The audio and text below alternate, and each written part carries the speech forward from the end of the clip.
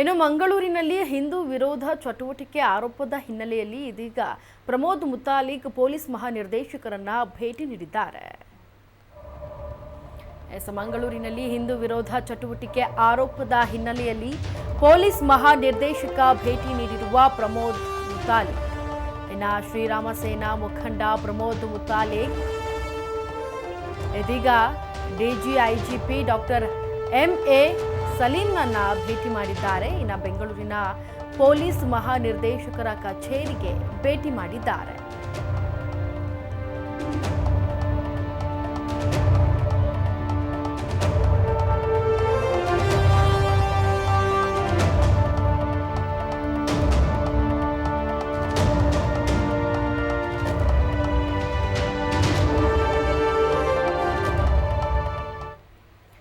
ಮಂಗಳೂರಿನಲ್ಲಿ ಹಿಂದೂ ವಿರೋಧ ಚಟುವಟಿಕೆಗಳು ಆಗ್ತಾ ಇತ್ತು. ಇದರ ಆರೋಪದಡಿ ಇದೀಗ ಪೊಲೀಸ್ ಮಹಾನಿರ್ದೇಶಕರನ್ನ ಭೇಟಿ ನೀಡಿದ್ದಾರೆ ಪ್ರಮೋದ್ ಮುತಾಲಿಕ್.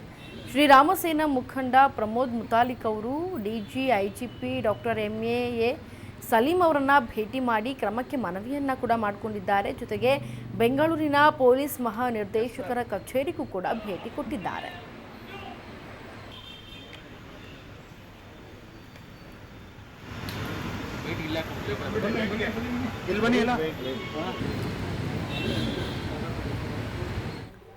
ಕೇರಳದಿಂದ ಸುಮಾರು 10,000 ಜನ ಅವ್ರು ಹೇಗೆ ಒಳಗಡೆ ಬಂದ್ರು? ಯಾಕೆ ಬರ್ತಾ ಇದಾರೆ? ಅವ್ರನ್ನ ಯಾಕೆ ಬಿಡ್ತಾ ಇದ್ದಾರೆ? ಸೊ ಇದು ಈ ವಿಷಯವನ್ನ ಸರ್ಕಾರ ವ್ಯವಸ್ಥಿತವಾಗಿ ಮುಚ್ಚಿಡುವಂತ ಪ್ರಯತ್ನವನ್ನು ಮಾಡ್ತಾ ಇದೆ, ಅಪೀಸ್ಮೆಂಟ್ ಮಾಡ್ತಾ ಇದೆ. ಸೊ ಅಪೀಸ್ಮೆಂಟ್ನಿಂದನೇ ಇವತ್ತು ಅಬ್ದುಲ್ ರೆಹಮಾನ್ ಕೊಲೆಯನ್ನ ಸೇಡಿನ ಕೊಲೆ ಅಂತ ಹೇಳಿ ಬಣ್ಣ ಕಟ್ಟುತ್ತಾ ಇದ್ದಾರೆ. ಸೇಡಿನ ಕೊಲೆ ಅಲ್ಲ, ಇದು ಮರಳು ಮಾಫಿಯಾದಿಂದ ಆದಂತ ಕೊಲೆ. ಇದು ಮರಳು ಮಾಫಿಯಾ ವ್ಯಕ್ತಿಯಲ್ಲಿ ಅವನು ಭಾಗಿಯಾಗಿದ್ದವನು ತಗೊಂಡು ಹೋಗ್ತಾ ಇರೋದೇ ಮರಳುಗೋಸ್ಕರ. ಸೊ ಇದನ್ನು ಬಣ್ಣ ಕಟ್ಟಿ ಇವತ್ತು ಹಿಂದೂ ಸಂಘಟನೆಗಳನ್ನ, ಹಿಂದೂ ನಾಯಕರನ್ನ ಇವತ್ತು ಹತ್ತಿಕ್ಕುವಂತ ಪ್ರಯತ್ನ ಏನು ಮಾಡ್ತಾ ಇದಾರಲ್ಲ, ಇದು ಆಟ ನಡೆಯುವುದಿಲ್ಲ, ಈ ನಾಟಕ ನಡೆಯುವುದಿಲ್ಲ. ಕಾಂಗ್ರೆಸ್ನವ್ರಿಗೆ ಹೇಳ್ತಾ ಇದ್ದೀನಿ, ಈ ರೀತಿ ಮಾಡಬೇಡಿ. ಸಮವಾಗಿ ಸಮಾನವಾಗಿ ಎಲ್ಲರನ್ನೂ ಏಕತೆಯಿಂದ ನೋಡುವಂತ ದೃಷ್ಟಿಕೋನ ಬೆಳೆಸಿದರೆ ಮಾತ್ರ ಸೌಹಾರ್ದ ಶಾಂತಿ ನೆಲೆಸುತ್ತೆ ಅಂತನ್ನುವಂಥದ್ದು ನಾನು ಹೇಳ್ತಾ ಇದ್ದೀನಿ. ಸ್ಪಷ್ಟವಾಗಿ ಕಾಂಗ್ರೆಸ್ಸಿನ ತುಷ್ಟೀಕರಣ ನೀತಿ ಇದು ಇನ್ನಷ್ಟು ಬೆಂಕಿ ಹತ್ತುತ್ತೆ. ಬರೇ ದಕ್ಷಿಣ ಕನ್ನಡ ಜಿಲ್ಲೆಯಲ್ಲಿ ಅಷ್ಟೇ ಅಲ್ಲ, ಭಯದ ವಾತಾವರಣ ನಿರ್ಮಾಣ ಮಾಡ್ತಾ ಇರೋದು ನಮ್ಮ ಹಿಂದೂ ಕಾರ್ಯಕರ್ತರನ್ನ. ಇಡೀ ರಾಜ್ಯಾದ್ಯಂತ ಹಿಂದೂ ಸಂಘಟನೆಗಳ ಮನೆಗಳಿಗೆ ರಾತ್ರಿ ಹೋಗ್ತಾ ಇದ್ದಾರೆ. ಯಾಕೆ ರಾತ್ರಿ ಹೋಗ್ತಾರೆ? ಏನು ಬೇಕಾದ ಮಾಡ್ಬೋದಾ? ಏನು ಪೊಲೀಸ್ ರಾಜ್ಯನ? ಏನು ಗುಂಡಾ ರಾಜ್ಯ ಮಾಡ್ತಾ ಇದ್ದೀರಿ ಇದನ್ನ?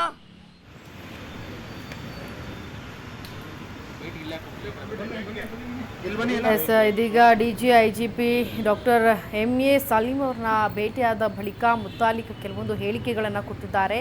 21 ಹಿಂದೂಪರ ಒಕ್ಕೂಟದಿಂದ ಡಿಜಿ ಅವರಿಗೆ ಇಂದು ಮನವಿಯನ್ನು ಕೂಡ ಸಲ್ಲಿಕೆ ಮಾಡಿದ್ದಾರೆ. ಈ ವಿಚಾರವನ್ನು ಗಂಭೀರವಾಗಿ ಪರಿಗಣಿಸುವಂತೆ ಮನವಿಯನ್ನು ಕೂಡ ಮಾಡಿದ್ದಾರೆ. ಇನ್ನು ದಕ್ಷಿಣ ಕನ್ನಡದಲ್ಲಿ 2 ದಿನಗಳ ಹಿಂದೆ ಈ ಸುನ್ನಿ ಸಮುದಾಯ ಪ್ರೊಟೆಸ್ಟ್ ಮಾಡಿದೆ. ಈ ಸಮುದಾಯಕ್ಕೆ ಇಲ್ಲೇನಿದೆ ಕೆಲಸ? ಇದಕ್ಕೆ ಪೊಲೀಸ್ನಿಂದ ಉತ್ತರ ಬೇಕು.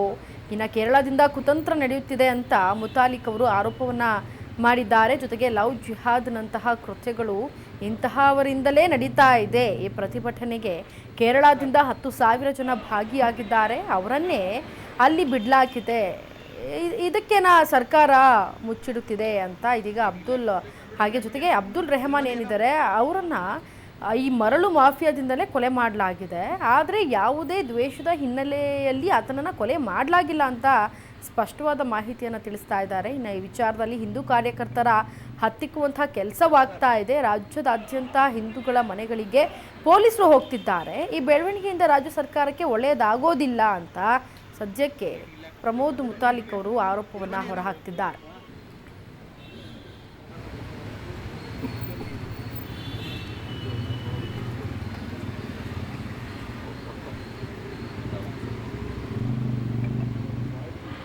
Yes, sir.